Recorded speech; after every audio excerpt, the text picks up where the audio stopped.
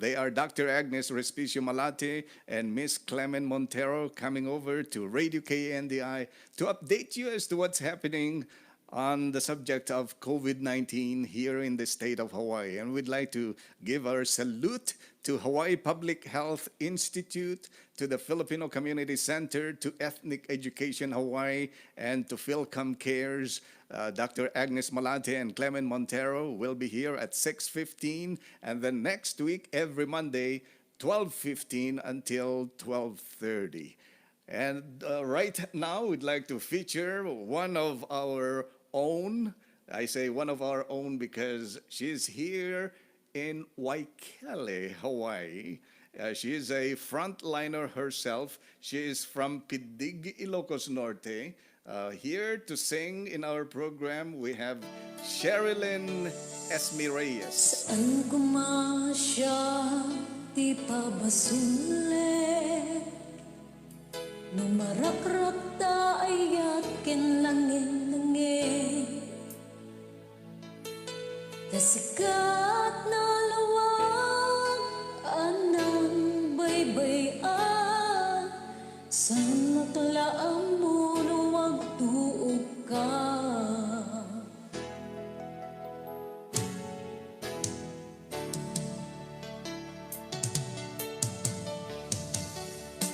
Umanay kada makita na iti maminsan.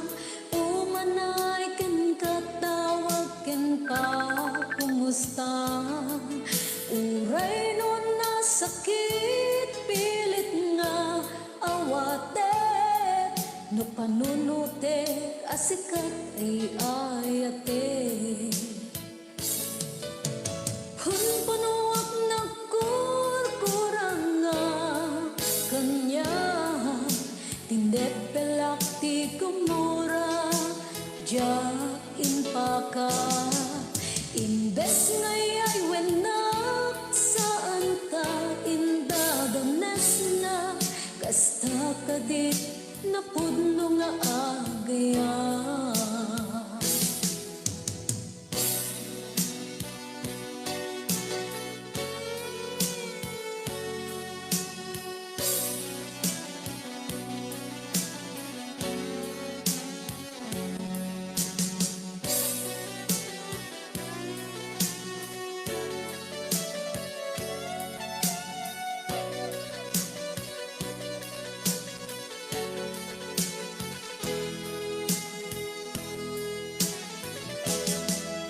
Saan kumasya, ipabasulit.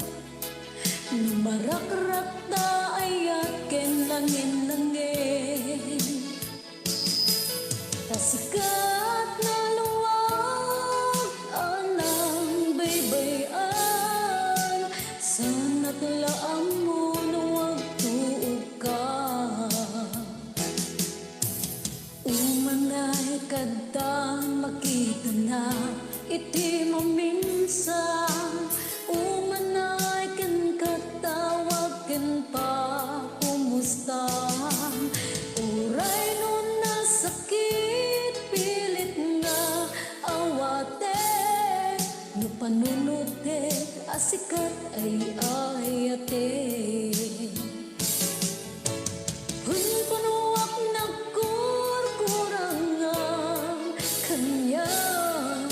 Hindi pelak ti gumura jak inpaka.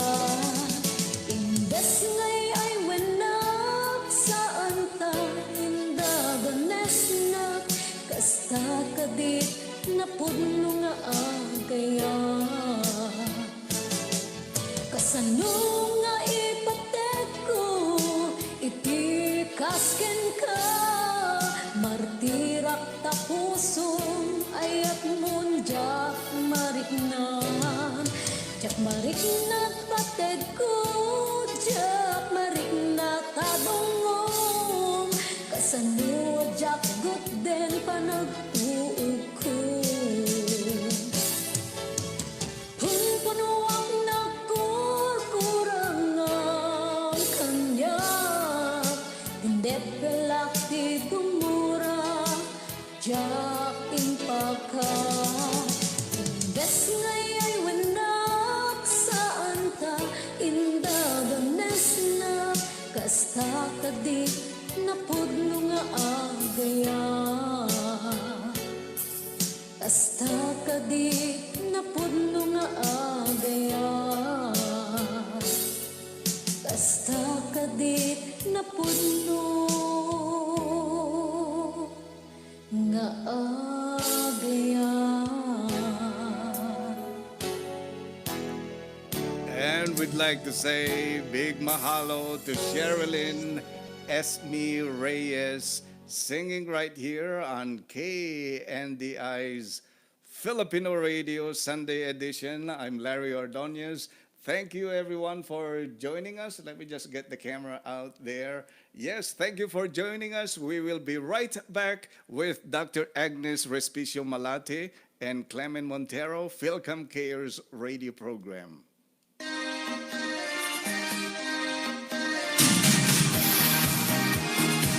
You are listening to KNDI 1270 AM in Honolulu, Hawaii. The voices from around the world.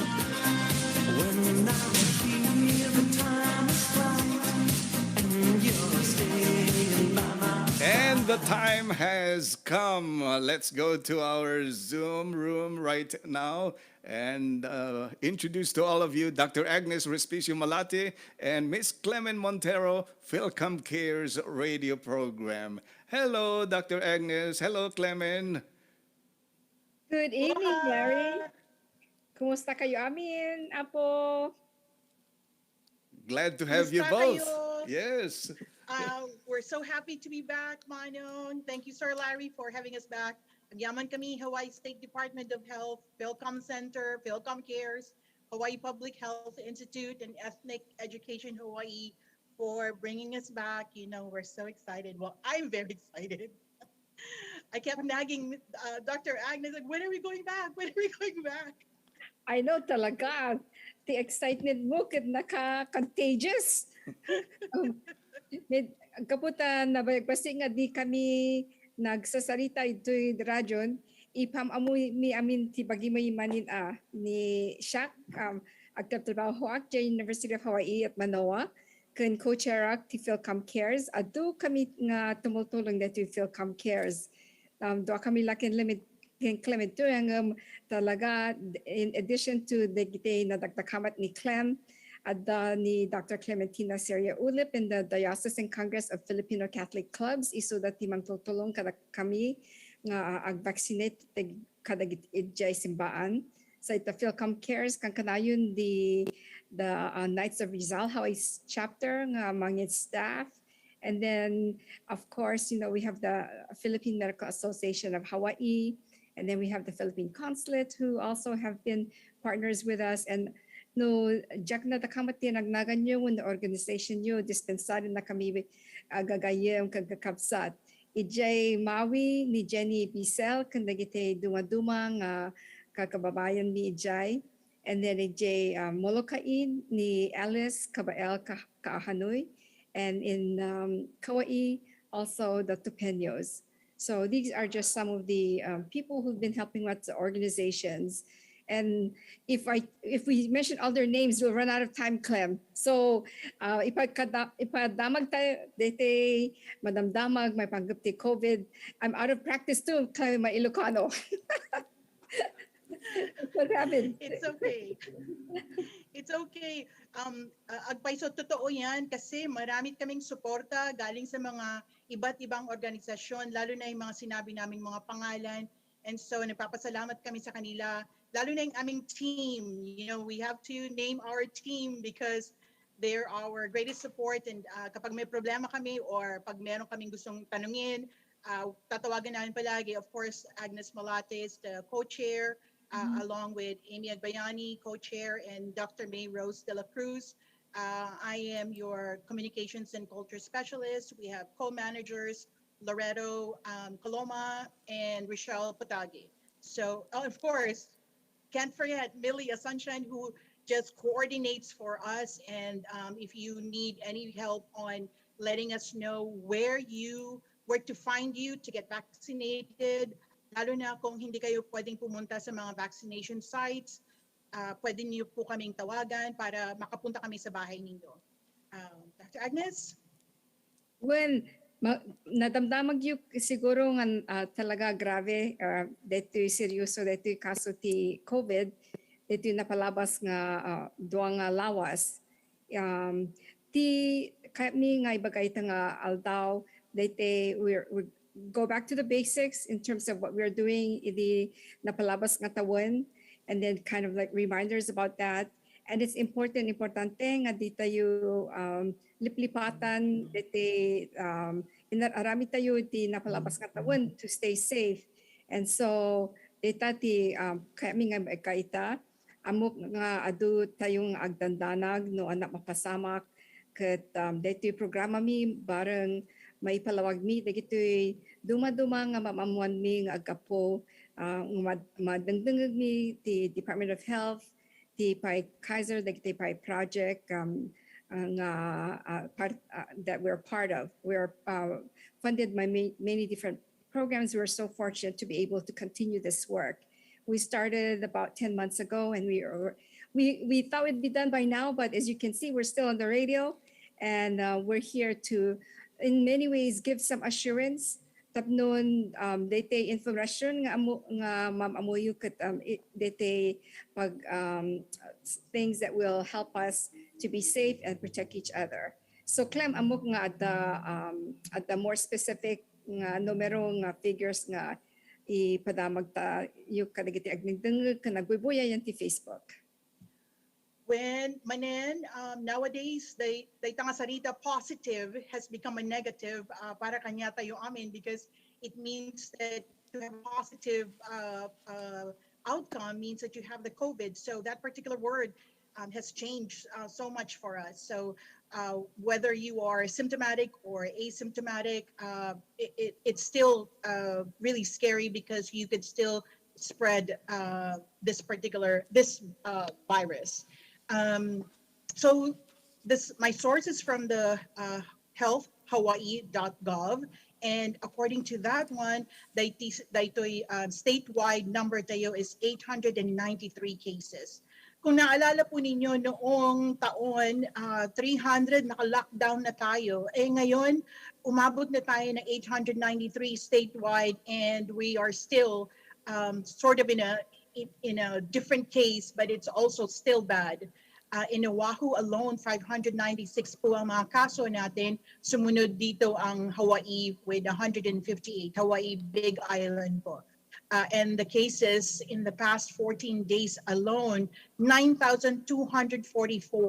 So kung i-divide mo na lang po yan ng, in 14 days, talagang napakarami. So noong nandito po tayo last time, we said if we reach 60%, we should be dropping down some of the rules and regulations, that we could cut down on those tight rules. But we're not cutting down, as you can see, kasasabi lang po ni Dr. Agnes Malate, na wala na po tayo dun sa kasong yon, parang nag-iba talaga because of this Delta variant na sumunod. Ang state progress natin for vaccination is already 61.7. So on a sort of a positive note, 52% of Asians of the state population is already vaccinated. Kaso hindi lang po natin alam kung ilan ang Filipino, kasi pinagsasama-sama pa rin tayo na Asian. So pero medyo positibo dahil 52% ang vaccinated. And another good thing is 50.4% ang vaccinated na sa mga 12 to 17 years old. So medyo positive, medyo hindi, but I think we're doing okay as far as vaccination is concerned. Now just this Delta variant that we really have to be concerned about. Dr. Agnes? Delta variant, Clem, we've been talking about it, but what does it actually mean, right? Why should we be so concerned about it? Alisto nga agi-spread ti Delta variant, kan dagite na hospitalized ita, dagite di pay na aduti di pay na vaccinate. So Agsasarita kami kan Clementine before nga dito programa mi tiko nami nangagmi at ita Queens. Dagiti ICU bed ka talaga na book da aminan. It's and all the hospitals on Oahu, dete nag-volunteer nga may sa ite bigat agtrabaho jay tripler kahit da ngay transfer da duma dagiti umay nga pasyente ang awan pulos ito'y hospital tayo ti Oahu nga mabaling nga papanandan. So nukas pagring ko mga Clem, da masakit one of us or dagiti familiata in no mapantayo we have to be put in the hospital. If we have to go to the hospital, if there's an emergency, how grave is it or how serious is it if we are max in terms of ICU beds? That they Dr. Agnes, God forbid it happens, knock on wood. Nga ron. You and I are better not be there or nor dagiti pamilyata yung pamilyata nga duwa ngem imbagada, for example, idi August 17 imbaga ni Jason Chang. He is the Chief Operating Officer of the Queens Health System and the President of Queens Medical Center, that the average patients with COVID-19 right now, average age is 40 years old. 40 years old. it's younger than Younger us. than us. I guess we're revealing close to our our age age. Close to our age. But going back to your point, Awanen, there are no more beds for ICU beds, they said. So even Queens Hospital had to set up a triage outside of their emergency department for symptomatic cases who might have COVID-19. So symptomatics are the ones that are showing that they might have, the virus with them. But even if they're not sure or they are sure, they have to be examined outside of the emergency room already. So if God forbid one of us, your family would need to go to the hospital, you can't even enter the hospital. So you have to be tested outside. We're almost out of time, but I wanted to insert that because that's really scary, right? Like if there are no more beds and there are no more places for people who have COVID to be put, pagyanan nyo nga ro din, just like any other countries, right? They're on the sidewalks. They have oxygen tanks, like in the Philippines. They're on the sidewalk with their oxygen tanks. So nakabutbuteng, and I know we're a little bit lax already because we've been at this for a long time, but we really have to be vigilant about taking care of ourselves so we can there take is care of something others. there is something that everyone can do, right, Clem? From the beginning, we've said, wash your hands, right? Use your mask, and make sure you stay at a good distance. 6 feet is what we were saying in the beginning. So we thought that was over and done with, but it's something that we have to be aware of again and continue to do. And if there's anything we can remind people to do is that don't let your guard down. There is something you can do, and that is to make sure that you remain safe, wash your hands, and of course, as we've been trying to get the message across from the beginning, get vaccinated. That's still the best way to protect yourself and each other, to get vaccinated. And there's a lot of questions that people have as we get into we were trying so hard to get 60% before we went on our hiatus, our break. And now we're back, and we're aiming for that 70%, but that's going to take all of us to get to that point. And so Before we end this, Dr. yeah. Agnes, Okay. I want to be excited for you because we're giving away Foodland gift cards. That's right. And we have burburcha for you, and you can think about it the whole week and then give us your answer the following time that we are going to be back on the air, which is into the lunes. So do you want to give the burburcha question for us? I think I'll give you the pleasure of it because you were so excited to announce it. So you got 1 minute 30 seconds, Clem. Go for it. Okay, here's our burburcha, and you have to give us the answer for next week, whether you call in during that time.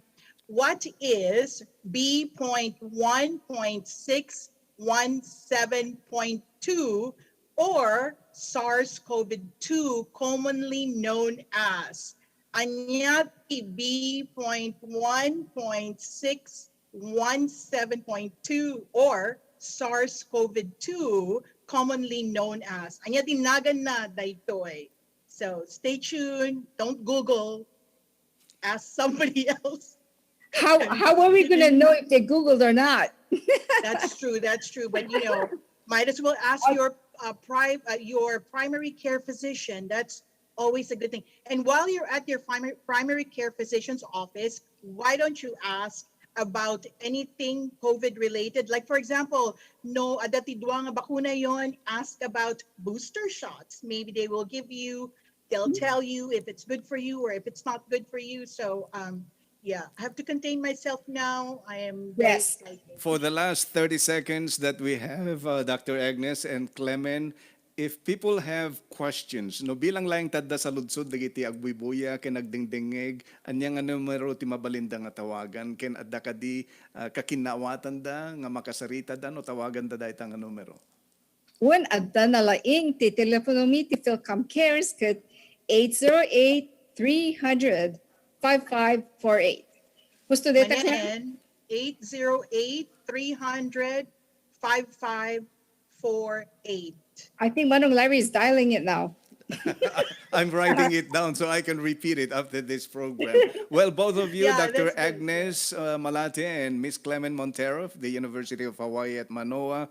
Agyaman kami unay ti kadayo, dito isidong mi, ti KNDI Radio, mangidanon kadagit impormasyon, maipapan iti COVID-19. FILCOM Cares Radio Program, gagayam ken kagabsat, laglagipenyo, agsublitan to into no Lunes, alas 12:15, Lunes. aging ganat alas 12:30.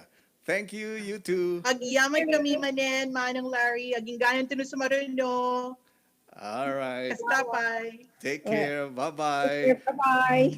It goes so fast, that 15 minutes.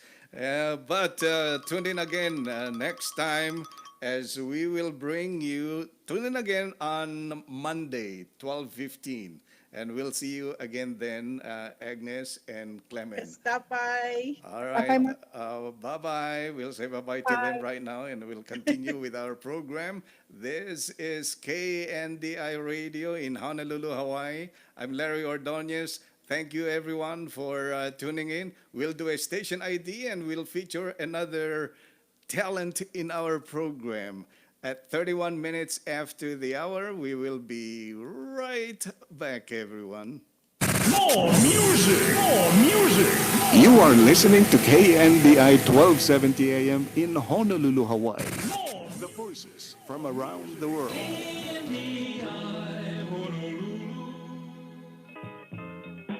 Aloha, we are FILCOM Cares. This is Clemen Montero. And Agnes Malate inviting you to join us Mondays 12:15 to 12:30 p.m.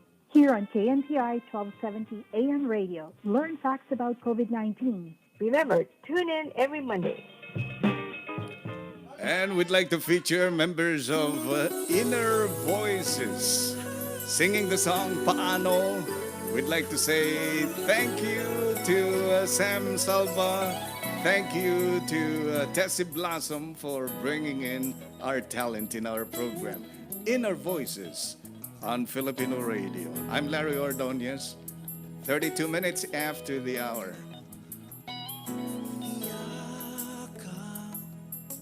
Yakap ko siya dahil buhay Dagling dadaloy ngunit paano ko sasabihin ito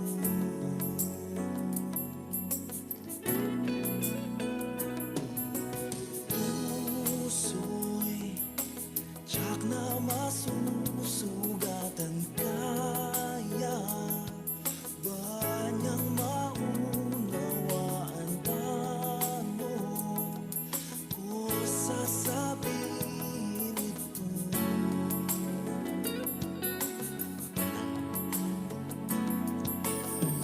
Ayaw kong mangsaktan ang kaniyang damdamin Ngunit kailangang malaman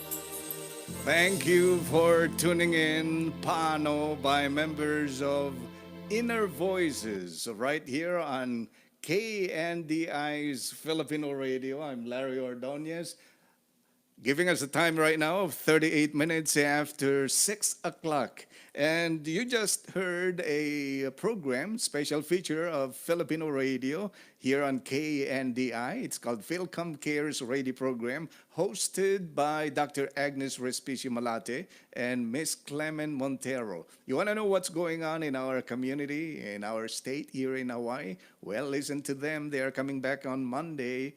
That will be at 12:15 noontime until 12:30. Weekly program brought to you and sponsored by Hawaii Public Health Institute, the Filipino Community Center, Ethnic Education Hawaii, PhilCom Cares, and it is funded by the State of Hawaii Department of Health.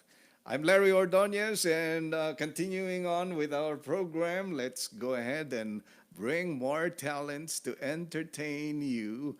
Right now, we have a beautiful singer. Her name is Florence Paula Domingo. Beautiful Ilocano song on KNDI Radio. Song entitled Napudno Nga Ayat. True Love. Florence Paula Domingo.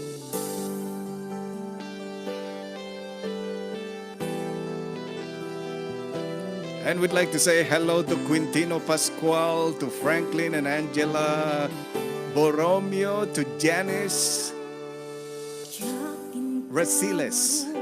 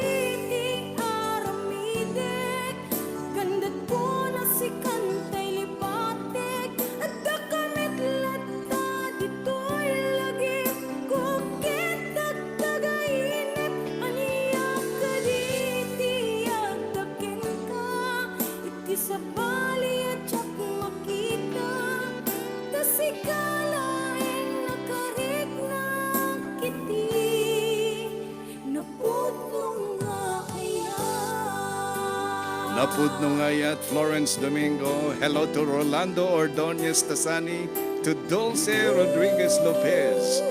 Thank you for watching. Dwight and Josie Blevins.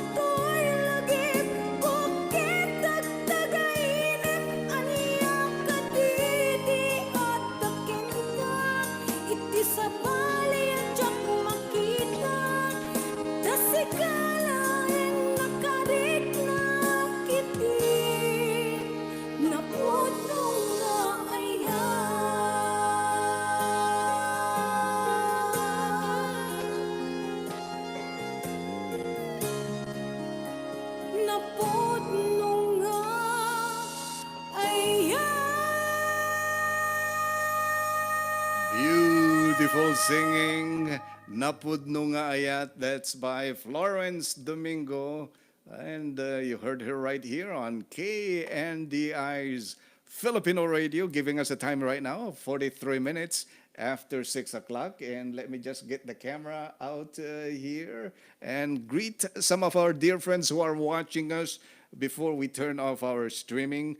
We'd like to say hello once again to Franklin and Angie Borromeo, who's watching us over in Las Vegas. Janice Tolete Rasiles says, please shout out, sir, my friends there in Honolulu, Manang Joyce Rabago, Kuya Ray Gray, Reds Ariola, Chuck Ariola, and Clarence Ariola. Thank you. That's coming from Janice Tolete Rasiles. Who else we have here? Tessie Blossom is also watching us, originally from San Fernando, La Union, now over in San Francisco, California. Says, hi, Sir Larry Ordonez. Good Sunday. Good Sunday to you too. Franklin and Angie says, hi, Larry. We enjoy watching your awesome program. Regards to Jen. Maraming salamat. Let me get the camera out so you can see our background right here. Christine Zulueta says, hello, watching from Las Vegas. Your time there is 9:45 on a Sunday evening over in Las Vegas. So sad. Yeah. What is so sad? Well, many of us were watching the Manny Pacquiao boxing competition, right? And so many of us would have wanted for Manny to win, yeah, but unfortunately he lost. So, continuing on with our program, everyone, just reminding all of you, tomorrow we are coming back noontime till 2 o'clock, and tomorrow's program here on KNDI Radio, we'll carry it online also by way of Facebook, and we will have one of the popular co-hosts of Perlas USA TV. You remember our television program on KBFD TV? Well, Maria Cuban Whitesell, who is over in Los Angeles, will be our guest virtually by way of Zoom tomorrow. She is currently the weather anchor woman at KTLA television station. So we'll be very happy to have her tomorrow with us. Stay tuned. She'll be on exactly at 12:30. And then we'll also be featuring many of our song artists from all over the world. I'm going to go back to radio. I will turn off our streaming. Thank you, everyone, for joining us on FILCOM Cares radio program. Also, we'd like to say thank you for listening for those of you who are on Radio KNDI. I'm Larry Ordonez, 46 minutes after the hour. You